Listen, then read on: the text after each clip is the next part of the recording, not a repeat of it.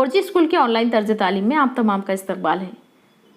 छठी जमात तारीख़ और शहरियत, सबक नंबर 4 वैदिक तहजीब। इससे क़ब्ल के अज़वाक़ देखने के लिए हमारे चैनल 4G स्कूल को सब्सक्राइब करें, बेल आइकन को प्रेस करना ना भूलें और इसकी प्लेलिस्ट में से आप तमाम अज़वाक़ देख सकते हैं। इस वीडियो के अगले पार्ट में आपको इसके सवाल जवाब हल करवाए जाएंगे, तो हमारे साथ बने रहिए। चलिए आज की इस वीडियो की इब्तिदा करते हैं। सबक नंबर 4 वैदिक तहजीब। इस सबक में आपको जो पार्ट दिए हुए हैं उनमें आपको देखना है वैदिक अदब, ख़ानदानी निज़ाम, रोज़मर्रा की ज़िंदगी, ज़राअत, गिलाबानी, माशी और समाजी ज़िंदगी, मजहबी तसव्वुर और निज़ाम हुकूमत। यानी कि वैदिक तहजीब को हमें इन 5 नुकात के तहत पढ़ना है, इनका मुताला करना है।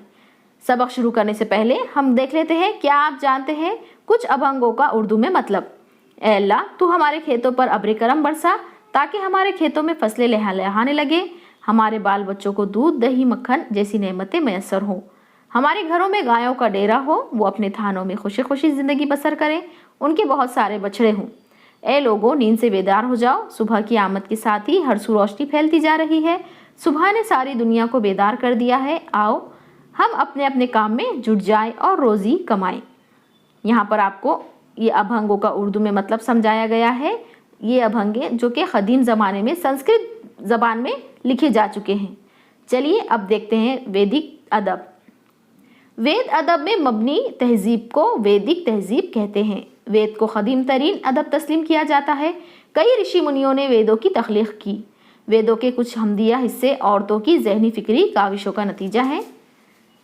वेद अदब संस्कृत ज़बान में तख्लीक़ किया गया है, यानी कि हम जो अदब पढ़ रहे हैं वैदिक अदब, ये सबसे क़दीम तहजीब है, क़दीम अदब तस्लीम किया जाता है हिंदुस्तान का। इसे लिखा है ऋषि मुनियों ने, और एक नहीं बल्कि कई ऋषि मुनियों ने इसे तख्लीक़ किया है। ये संस्कृत ज़बान में लिखा हुआ अदब है। वैदिक अदब का सरमाया बेहद मालामाल है। ऋग्वेद को इस अदब की बुनियादी किताब समझा जाता है, यानी इसकी सबसे बुनियादी और अहम पुरानी किताब है ऋग्वेद। ये किताब मंजूम है, यानी ये नज़मों में लिखी हुई है। बशमूल ऋग्वेद, यजुर्वेद, सामवेद और अथर्ववेद, ये 4 वेद हैं। इन चारों वेदों की किताब को संहिता कहते हैं। लफ्ज़ विद का मतलब होता है जानना, इसी से इस्म वेद बना है जिसका मतलब है जानकारी या इल्म होना। ज़बानी तौर पर याद करके वेदों को महफूज किया गया। वेदों को श्रुति भी कहते हैं। अब हम देखेंगे ऋग्वेद संहिता। ये लफ्ज़ हिंदी से उर्दू में लिखा हुआ है, तो इसीलिए आपको कुछ प्रोनाउंसिएशन में इसके तलफ़ुज़ में मुश्किल आएगी, इसे ध्यान से सुनिए। ऋग्वेद संहिता। ऋचा से बने हुए वेद को ऋग्वेद कहते हैं। ऋचा यानी हमदो सना के लिए तख्लीक़ की गई नज़्म। किसी देवता की तारीफ़ व तौसीफ़ बयान करने के लिए कई ऋचाओं को यकजा करके बनाए गए मजमूए को सूक्त यानी भजन कहते हैं। ऋग्वेद संहिता में मुख्तलिफ देवताओं की तारीफ़ व तौसीफ़ करने वाले भजन हैं। अब इस ऋग्वेद में आपको तमाम भजन मिलेंगे जो मुख्तलिफ देवी देवताओं के लिए लिखे गए थे। यजुर्वेद संहिता। यज्र संहिता में यज्ञ में पढ़े जाने वाले मंत्र हैं। यज्ञ की रसूमात में कौन से मंत्र कब और कैसे पढ़े जाएं, इसकी रहनुमाई भी इस संहिता में की गई है। संहिता मंजूम मंत्र और मंत्रों की नसरी वजाहत पर मुश्तमिल है। दूसरी जो किताब है इनकी, दूसरी जो वेद है यजुर्वेद, इसमें यज्ञ में पढ़े जाने वाले मंत्रों का मजमुआ है और इनमें कुछ मंत्र जो है मंजूम शक्ल में है और किसी की वजाहत भी की गई है। तीसरा है सामवेद संहिता। बाज़ यज्ञ रसूमात के वक्त सुर ताल में मंत्रों को गाया जाता था। वो मंत्र किस तरह गाए जाएं, इससे मुतालिक रहनुमाई सामवेद संहिता में की गई है। भारतीय मौसीकी की तख्लीक़ में सामवेद का बड़ा हिस्सा है। जैसे कि आप सुनते हैं आजकल कुछ भजन वगैरह जो सुर ताल में गाए जाते हैं, वो तमाम जो है सामवेद संहिता में लिखे जा चुके थे। अथर्ववेद संहिता। अथर्ववेद संहिता अथर्व नामी ऋषि के नाम से मौसूम है। अथर्ववेद में ज़िंदगी के रोज़मर्रा के कई मामलात को अहमियत दी गई है। ज़िंदगी में पेश आने वाले मसाइब व तकालीफ के इलाज का भी यहाँ पर बयान है। इसी तरह इसमें कई अद्वियाती नबातात यानी जड़ी बूटियों की मालूमात भी दी गई है। राजा किस तरह हुकूमत करे, इसकी रहनुमाई भी इसमें की गई है। संहिताओं की तख्लीक़ के बाद ब्राह्मण ग्रंथ, आर्णिक, उपनिषद तख्लीक़ किए गए, उनका भी वैदिक अदब में शुमार किया जाता है। अब हम देखेंगे ब्राह्मण ग्रंथ। यज्ञ की रसूमात में वेदों के इस्तेमाल से मुताल्लिक़ मालूमात फराहम करने वाली किताब को ब्राह्मण ग्रंथ कहते हैं। हर वेद की एक अलग ब्राह्मण ग्रंथ होती थी या होती है।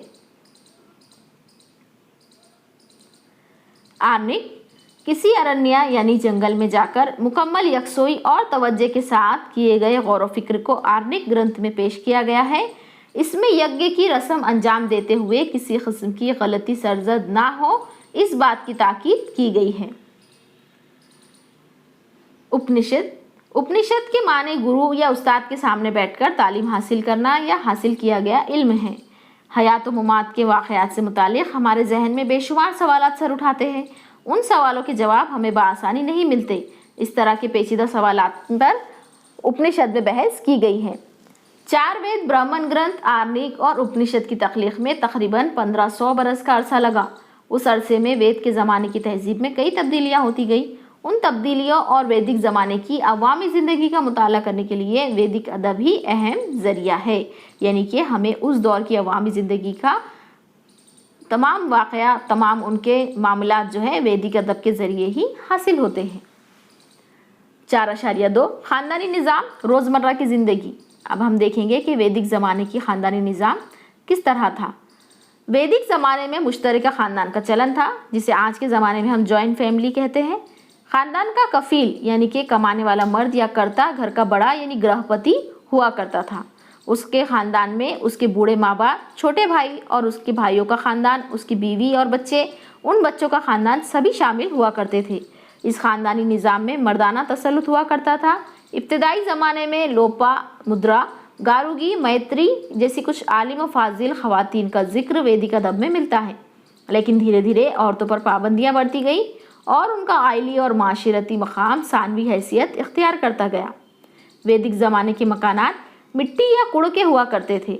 घास या बैलों की मोटी मोटी टट्टियाँ बुनकर उन पर गोबर मट्टी पोतकर तैयार की गई दीवार को कुड़ कहते हैं। इन मकानात के फर्श गोबर और मिट्टी से लिपे हुए होते थे। वो घरों के लिए ग्रह या शाला जैसे लफ्ज़ इस्तेमाल करते थे। इस तस्वीर में देखिए वैदिक ज़माने के मकानात दिखाए हुए हैं कि किस तरीके से उन्हें गोबर से लिपकर बनाया जाता था, झोपड़ियों की शक्ल में।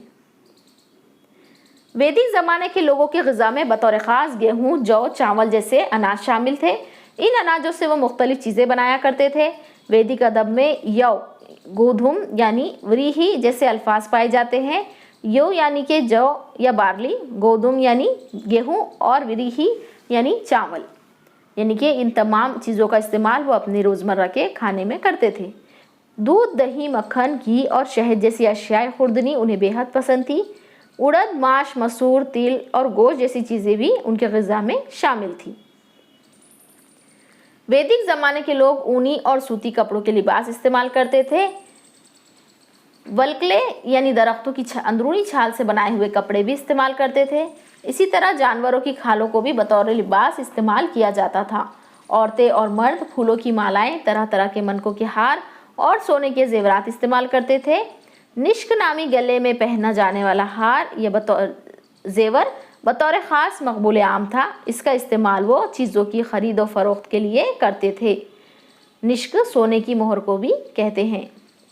गाना बजाना, रक़्स, शतरंज, रथों की दौड़ और शिकार उनके तफरीही के ज़राए थे। वीणा, सितार, झांझ और शंख उनके अहम साज़ थे। डमरू और मृदंग जैसे सुरताल के साज़ भी वो इस्तेमाल करते थे। इस तस्वीर में देखिए, यहाँ पर आपको वैदिक ज़माने के साज़ दिखाए हुए हैं, जिसमें वीणा है, शंख है, मृदंग है, डमरू वगैरह बताया गया है। अब हम देखेंगे 4.3 ज़िराअत, गिलाबानी, माशी और समाजी ज़िंदगी। वैदिक ज़माने में ज़िराअत अहम पेशा था। कई बैलों को जोत कर हलों से खेत जोते जाते थे। हलों में लोहे के फल बिठाए जाते थे। अथर्ववेद में फसलों को लगने वाले कीड़ों और फसलों को बर्बाद करने वाले जानवरों का और उनसे तदारुक का बयान भी मिलता है। खाद के तौर पर गोबर का इस्तेमाल किया जाता था। वैदिक ज़माने में घोड़ा, गाय, बैल और कुत्ते जैसे जानवरों को बड़ी अहमियत हासिल थी। लेन देन के तबादले में गाय का इस्तेमाल किया जाता था, इसीलिए गाय को बेहद कीमती समझा जाता था। इस बात पर ख़ास तवज्जो दी जाती थी कि कोई गाय को चुरा ना ले। घोड़ा तेज़ रफ्तारी से दौड़ने वाला जानवर है। वैदिक ज़माने के लोग इसे सीधा कर मानूस करने और रथों में जोतने के फ़न में बड़ी महारत रखते थे। उस ज़माने के रथों के पहियों में सलाइयाँ होती थी। ठोस पहियों की बनिस्बत सलाइयों वाले ये पहिए वजन के लिहाज से हल्के होते थे। सही मानों में घोड़े जुते हुए सिलाईदार पहियों वाले ये रथ बहुत तेज़ रफ्तार थे। इस तस्वीर में देखिए वैदिक ज़माने का रथ आपको नज़र आ रहा है कि इनके पहियों में जो है किस तरीके से फ़र्क था ताकि वो तेज़ रफ्तारी से दौड़ सकें।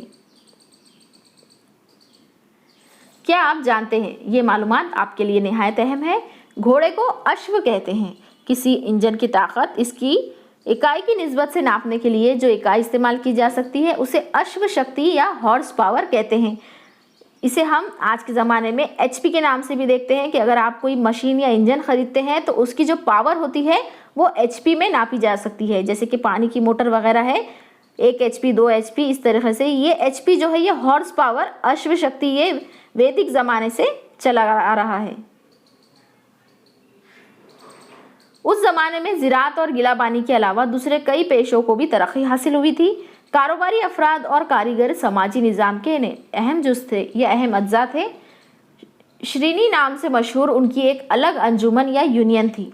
इस तरह की श्रेणी के आला ओहदेदार को सृष्टि कहा जाता था, लेकिन धीरे धीरे पेशों से जुड़े हुए कारीगरों की अहमियत कम होती गई। उस दौर के समाज में ब्राह्मण, खत्री, वैश्य और शूद्र जैसे तबके थे। ये तबके पेशों के लिहाज से वजूद में आए थे। बाद में ज़माने में ये तबके पैदाइश को मलहूज़ रखते हुए तय होने लगे, जिसकी वजह से ज़ातें वजूद में आई। ज़ात पात के निज़ाम की वजह से समाज में तफरीक पैदा हो गई। वैदिक ज़माने में मिसाली ज़िंदगी का तस्वुर समाज में राइज था। इस तस्वुर के मुताबिक पैदाइश से मौत तक के 4 मरहलों को 4 आश्रम कहा गया है। पहला आश्रम ब्रह्मचर्य आश्रम। इस ज़माने में गुरु की सोबत में रहकर तालीम हासिल की जाती थी। यानी कि अब हम देखेंगे कि इंसान को पहले जो है समाज को पेशों के लिहाज से बांटा गया, उसके बाद पेशों से इसे पैदाइश पर तब्दील कर दिया गया। अब उसके बाद जो है इनको 4 आश्रम में और मज़ीद तकसीम कर दिया गया समाज को। इन 4 आश्रम में पहला आश्रम था ब्रह्मचर्य आश्रम, यानी कि इसमें गुरु की सोबत में रहकर तालीम हासिल की जाती थी। ब्रह्मचर्य आश्रम के मरहले से कामयाबी के साथ ज़िंदगी गुजारने के बाद दूसरा मरहला गृहस्थ आश्रम। इस ज़माने में ये तवक्को की जाती थी कि मर्द अपने ख़ानदान और समाज के तई अपनी जिम्मेदारी और फ़राइज़ को बीवी की मदद से अंजाम दे। तीसरा मरहला यानी कि वानप्रस्थ आश्रम। इस मरहले में तवक्को की जाती थी कि इंसान अपने घर बार की चाहत को तर्क करके दूर जाए। इस तस्वीर में देखिए आपको सबसे पहले आश्रम की तस्वीर दिखाई दे रही है, जहाँ के उस्ताद और तलबा बैठकर तालीम हासिल कर रहे हैं। वानप्रस्थ आश्रम। इस मरहले में तवक्को की जाती थी कि इंसान अपने घर बार की चाहत को तर्क करके दूर जाए, ऐसी जगह जाकर रहे जहां इंसानी बस्ती ना हो, वहां इंतहाई सादगी के साथ ज़िंदगी बसर करे। चौथा मरहला यानी संन्यास आश्रम। इस मरहले पर इस बात की तरफ इशारा था कि इंसान अपने सारे रिश्ते नातों को तर्क करके अपनी पैदाइश के मकसद को समझने के लिए जिए, किसी एक मकाम पर ज़्यादा मुद्दत तक क़याम ना करे, यानी संन्यास आश्रम ये सबसे आखिरी मरहला है। 4.4 मजहबी तस्वुर। वैदिक दौर के मजहबी तस्वुर के मुताबिक सूरज, हवा, बारिश, बिजली, तूफान और दरिया जैसी कुदरती ताकतों को देवता का रूप दिया गया। इनको ज़िंदगी देने वाला समझा जाए, इसीलिए वेदों में उनसे मांगी जाने वाली दुआएं दर्ज हैं। उन्हें खुश रखने के लिए इस दौर के लोग आग यानी अग्नि को मुख्तलिफ अशिया का नजराना पेश करते थे। आग में डाले हुए इस नजराने को हवी कहा जाता है। इस तरह अग्नि में हवी नज़र करने का ये अमल यज्ञ कहलाता है।